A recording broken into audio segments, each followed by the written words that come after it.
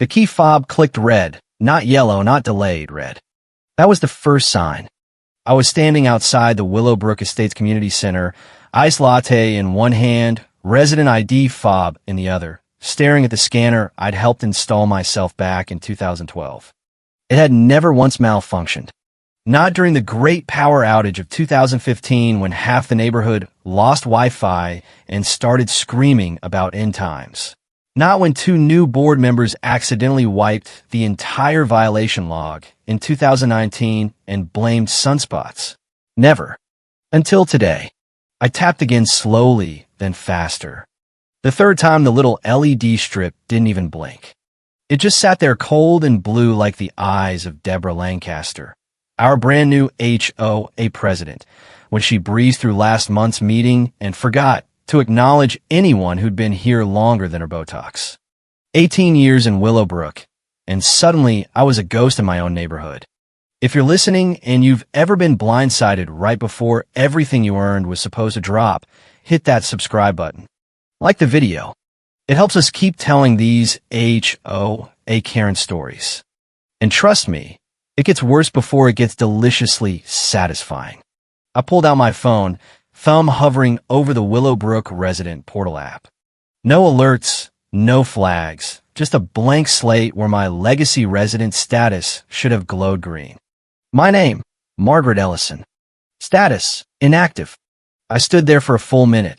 Let's sink in. No panic, just a cold, creeping confirmation of what I'd felt brewing all week. The tighter smiles at the mailbox cluster. The missing invite to the Thursday Golden Years coffee hour. The way Deborah's little clique suddenly found the sidewalk fascinating whenever I walked by. Willowbrook Estates didn't forget my send-off. They erased it. And it started 3 days before I was set to unlock the $1.3 million Legacy Resident Fund. My reward for 18 years of unpaid service drafting the very covenants that kept this place from turning into a trailer park with opinions. Not a penny early, not a day late. That was the deal. Locked into the 2017 master agreement, I personally rewrote after I caught a $22 million insurance loophole that would have bankrupted the HOA during the big hailstorm claim.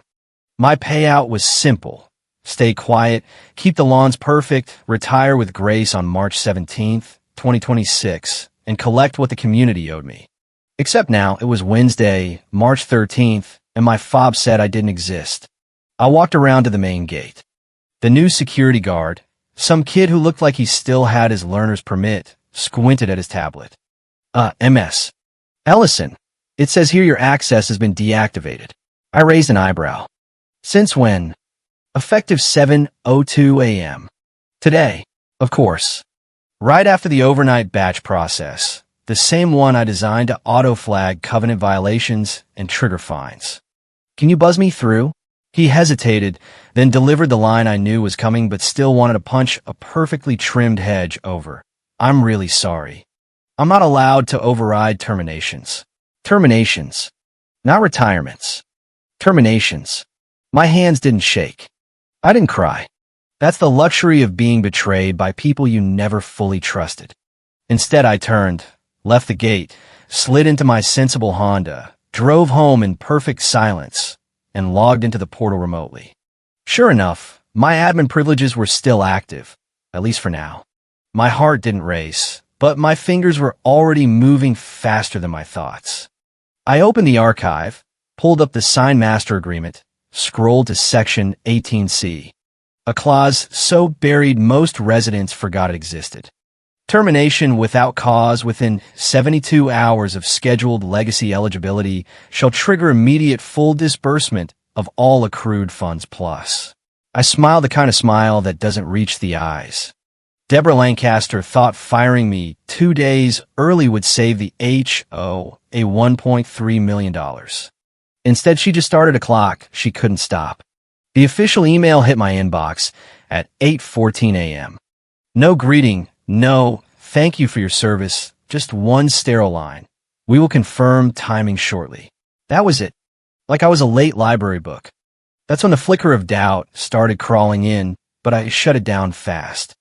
I sat at my kitchen island, The same spot where I drafted those covenants during the pandemic while everyone else was panic buying toilet paper, and opened my personal backup folder.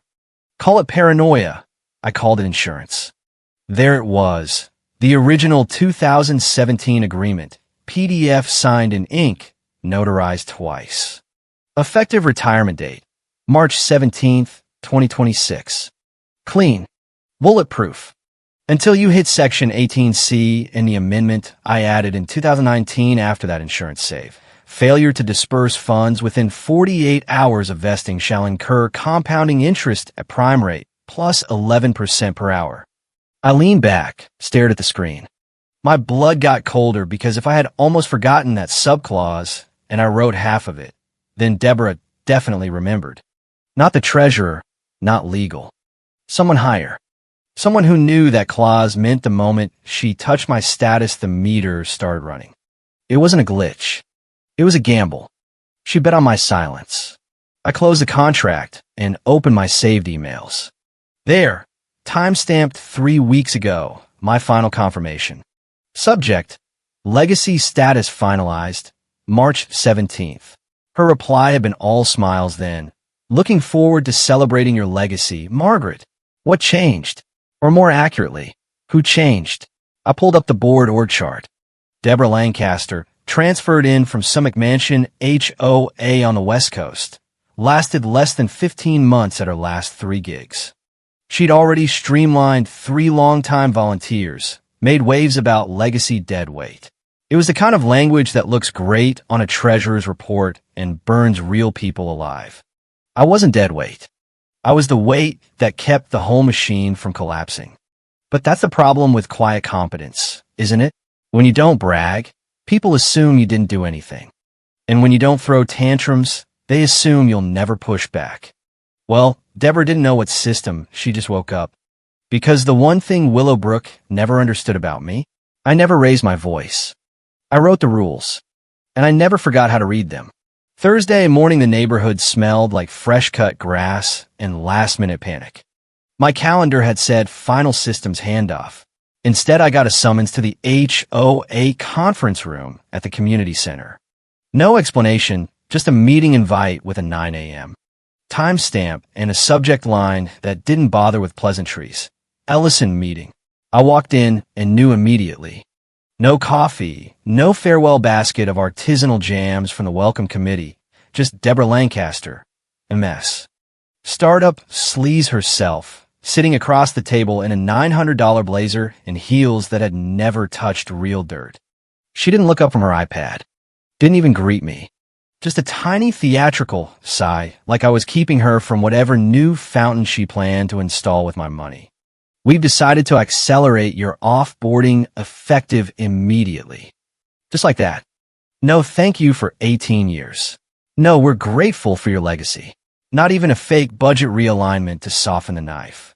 Just a flat announcement, as if stripping a resident of her earned payout 2 days before vesting wasn't the Homeowners Association equivalent of stealing from a widow's cookie jar.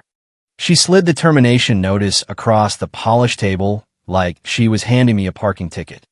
Effective March 13th, 9:11 a.m. Reason, organizational efficiency review. I glanced at the one-way glass. I could see the hallway where neighbors were pretending to check their mail. None of them could see the slow-motion mugging happening inside. Smart design, cowardly execution. Deborah still didn't look up, just tapped something on her tablet like this was routine. Like I was routine. I looked at the letter, then back at her. That's final. She gave the smallest nod. So I stood, smoothed my blazer, buttoned the middle button like I was walking into court instead of a parking lot full of matching BMWs. I didn't flip the table. I didn't raise my voice. I'd done something far scarier years ago. I'd buried the trigger deep inside the very system they still used. The silence in the room was surgical. The kind that tells you everyone thinks you're already gone. Dusted. Defeated. I walked out. The front desk coordinator offered a thin smile, like she was apologizing for the weather. No box of memories. No escort. No we'll miss you. Just a locked fob and a folder labeled separation packet. Cute. I stepped outside and felt the weight of nothing. Not regret, Not grief, just absence. The space where 18 years of quiet excellence used to live, now replaced by the stench of managerial cowardice wrapped in pastel community standards. I sat in my car for 5 full minutes, engine off, phone in my lap. Then I smiled. Not the "this is fine" smile. The check the timestamp, sweetheart smile. Because the portal I built, the one they still use to log violations, status changes, fund disbursements, and security rollovers, it didn't just delete records. It archived them, backed them up, flagged anomalies, calculated penalties, and sent internal alerts for breaches of Section 18C. And the best part? It did it automatically. They hadn't canceled my payout. They just started the meter.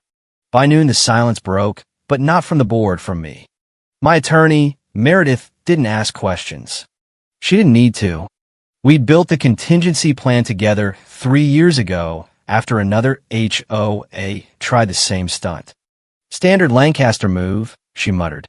They love rolling the dice when they think someone's too close to cash out to fight back. She uploaded the package to the HOA legal team at 12:07 p.m. On the dot. Secure drive, time-stamped receipt.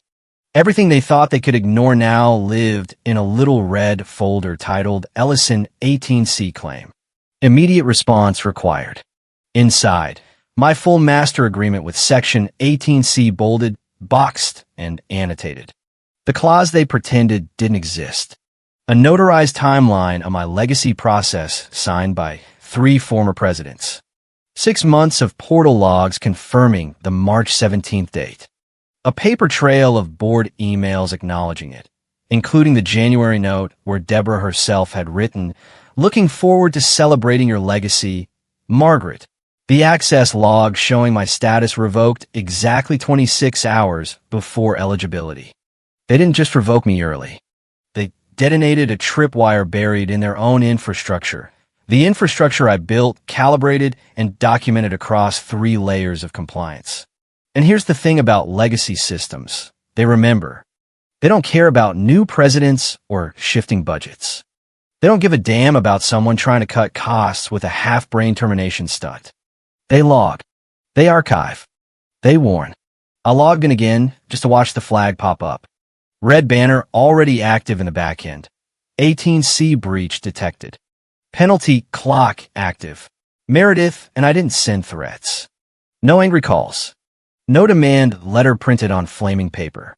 Just data, dates, documents, the facts. Because when you've done everything by the book, all you have to do is open the book and point to the line that burns them. She added one final note. As per Section 18C, client expects full disbursement plus applicable interest per subclause 2. We are open to resolution, but prepared to pursue litigation with confidence. Please advise promptly. It didn't sound aggressive. It sounded inevitable.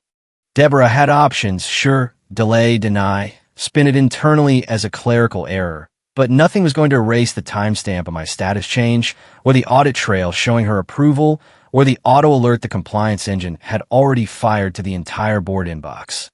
The inbox I helped set up to catch exactly this kind of unethical nonsense. Deborah didn't know about that inbox, but the rest of the board did. That afternoon, the HOA legal team went radio silent.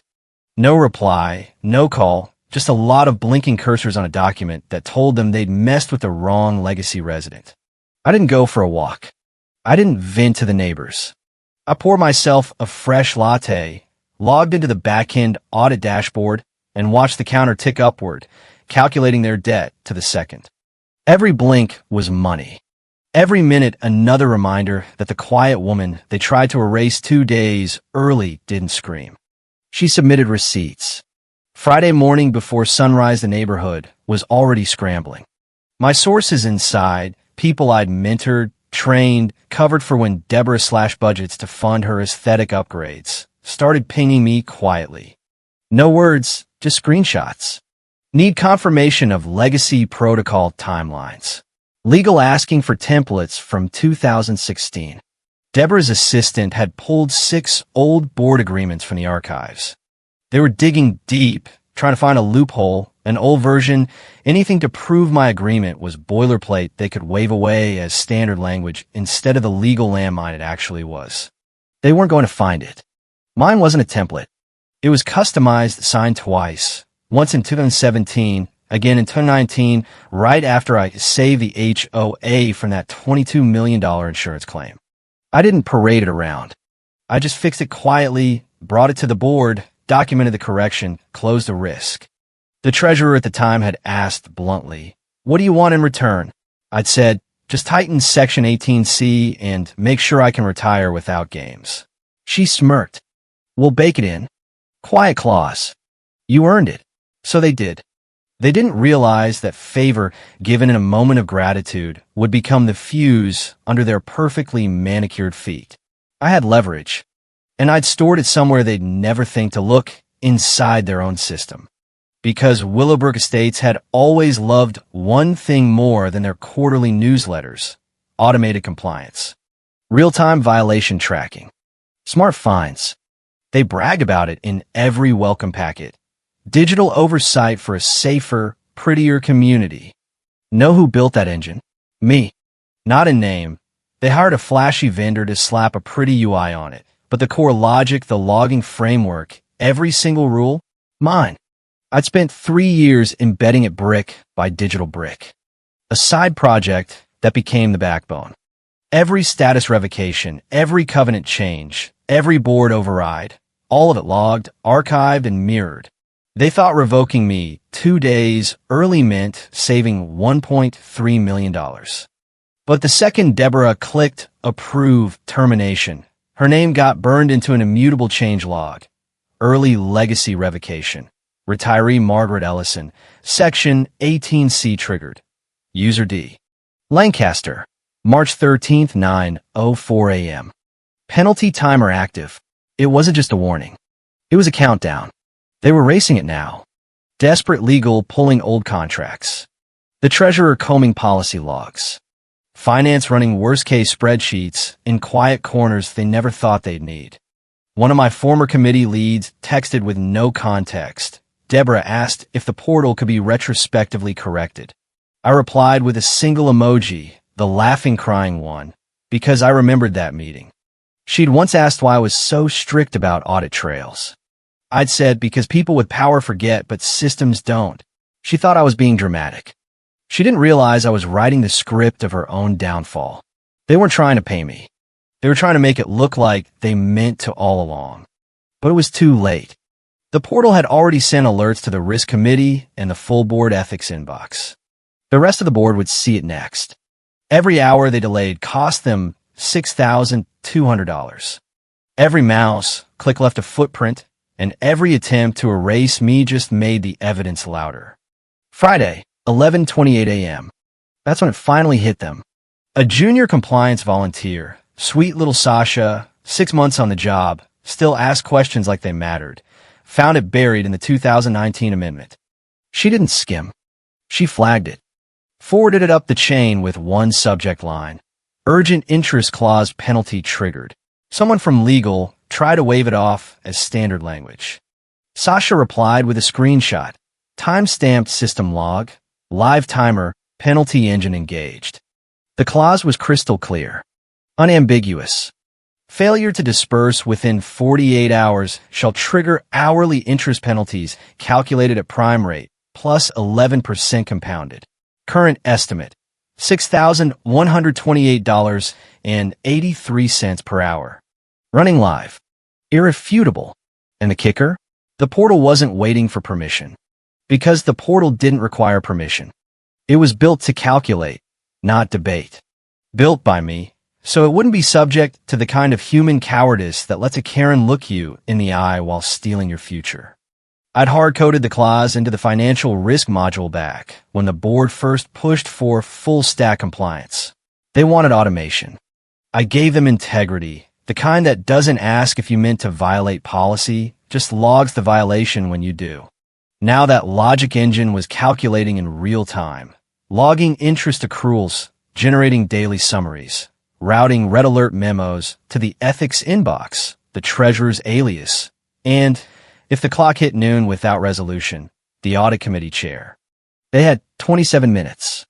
27 minutes to initiate payout, send written confirmation, and manually override the penalty timer. Except they couldn't, because Deborah, bless her ego, had disabled manual overrides last quarter when she streamlined legacy systems, called them unnecessary redundancy, bragged about it in the newsletter. I muted myself on that call and laughed. Now somewhere in Legal 3 volunteers were probably standing behind the attorney, mouths tight, while he read a clause he didn't know existed inside a document they thought was just another retiring resident's file. Except this resident had helped design the vault. The penalty report was growing by the second. Each line item time-stamped. No padding. No mercy. I imagined the scene in the boardroom. Someone flipping pages, someone else dialing finance, the treasurer demanding to know why she hadn't seen this sooner. Deborah pretending to be calm, then getting visibly flushed when someone asked the worst question you can hear in a compliance breach. Why didn't you escalate this earlier? Because Deborah had authorized the revocation. Her credentials, her timestamp, her final approval. And now the system she tried to quietly retire was making her mistake very, very loud. Another alert fired at 11:35 a.m. Penalty accrual projected to exceed $100,000 by a Monday 9 a.m. Internal controls review auto-scheduled. I built that scheduling engine too. They thought revoking me saved money. Now the portal I left behind was sending them invoices by the hour. At 12:02 p.m., just as the penalty clock crossed the 48-hour threshold, my phone lit up. Sender, Willowbrook Legal. Subject, urgent legacy disbursement confirmation requested. The body was polite, desperate, but polite. One of those emails that pretends urgency is professionalism instead of panic. It started with a gentle nod to recent administrative misalignment, then quickly pivoted. We'd appreciate confirmation of your preferred wire transfer details to expedite settlement of your legacy package. Additionally, we'd welcome a discussion around a mutual non-disclosure agreement to preserve the integrity of all parties. I read it once, then again, let it sit in my inbox like spoiled fruit. No apology. No ownership. Not even the decency to say they were wrong. Just a request to close the coffin quietly, for my sake, of course. Like they wanted me to pretend the fire never happened while the walls were still smoldering. I didn't reply. Didn't have to. Meredith did. She responded exactly 27 minutes later. No emotive language, no posturing, just 3 lines that landed like a gavel. We confirm receipt. Disbursement is due in full per the terms of Section 18C, with interest calculated in accordance with Subclause 2. All systems remain active. We see no need for further discussion at this time. No threats. Just protocol. That's the trick, really. When someone tries to gut you at the finish line, they expect emotion. They expect you to beg, bargain, rage, make it messy so they can paint you as unstable, unreasonable, replaceable. But I wasn't unstable. I was precise. And that terrified them more than any screaming ever could. Because now they weren't dealing with a disgruntled former volunteer. They were dealing with a legal instrument wrapped in quiet memory. A system they couldn't control, calculating a debt they couldn't untrigger. One of my old committee members texted, Deborah just stormed out of risk review. Someone said she demanded the portal be shut down. I replied, it's not a portal. It's a record, and records don't take sides. They just reflect. At 12:49 p.m., another email came in. This time from the treasurer, more formal, heavily lawyered, apologizing for administrative misalignment, promising full disbursement was being processed immediately and asking again, delicately, if we consider keeping details confidential for the benefit of long-standing institutional relationships. That line made me laugh out loud in my quiet kitchen. I had no interest in torching the HOA, but I also had no intention of cleaning up the blood they spilled and pretending it was rose. They didn't revoke me because I was obsolete. They revoked me because they assumed I was harmless. And now they were asking me for favors, calling it resolution. But this wasn't a settlement. It was a payout triggered by their own negligence, enforced by the infrastructure they forgot I still owned. Line by line, clause by clause, timestamp by timestamp, they built the gallows. I just made sure they followed the blueprint. Monday morning opened with boardroom silence thick enough to drown in. They called it a routine compliance huddle. Everyone knew that was code for damage control. The audit team was already in the war room by 7 a.m. Screens pulled up, logs loaded, legal pacing the hallway like they could somehow preempt the facts. But the portal had already spoken. The internal dashboard, our holy grail of risk mitigation and covenant oversight, now flashed red under my resident ID. 18C status, breached. Interest accrual active. Override disabled. Trigger user, D.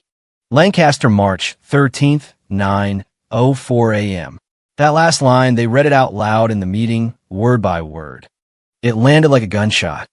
Deborah apparently tried to frame it as a miscommunication, said I hadn't clearly disclosed the terms of my legacy agreement, that the clause was ambiguous, that legal hadn't been properly briefed. Then sweet little Sasha from compliance, God bless her, pulled up the immutable change log, not the editable summary, the real source of truth. There it was, my revocation approval, timestamped, credentialed, and assigned directly to Deborah Lancaster. No proxy, no assistant. Her name, her login, her decision. Action, early legacy revocation. Type, retiree. Note, let's close this before Friday. Unnecessary overhead. Result, 18C trigger engaged. Auto interest activated. Someone in the room actually coughed. Not a sick cough, a you're screwed cough. The board chair reportedly leaned forward and asked the only question that mattered. Did you know about the clause? Deborah paused. Too long. Then came the reply. She didn't highlight it. Wrong answer. Because the screen didn't care about her story. The screen cared about data. And the screen showed a different story entirely. It showed I had confirmed my date 6 months ago. It showed the board acknowledged it twice. It showed a series of internal memos scheduling my farewell week.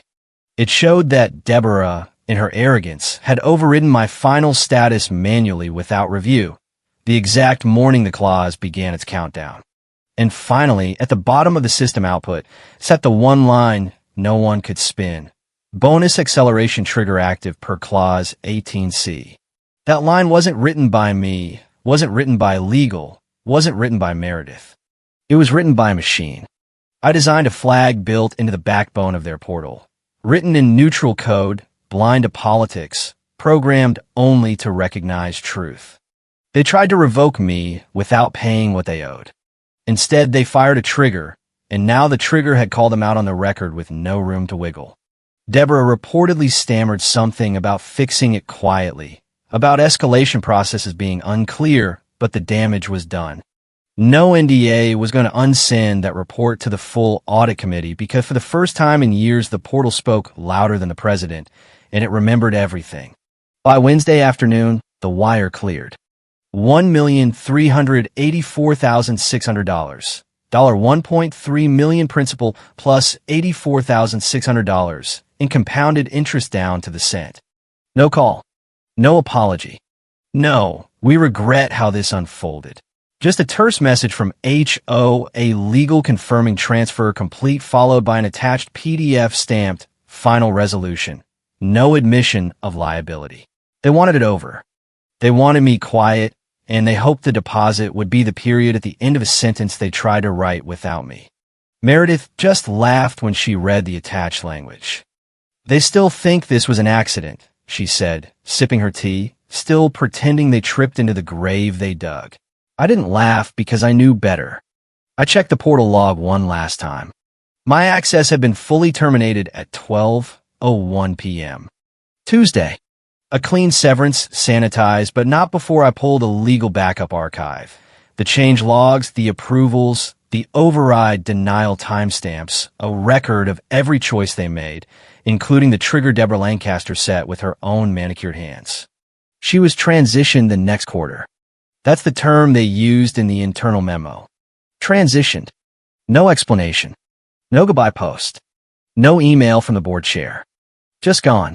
Her LinkedIn went dark 2 days later.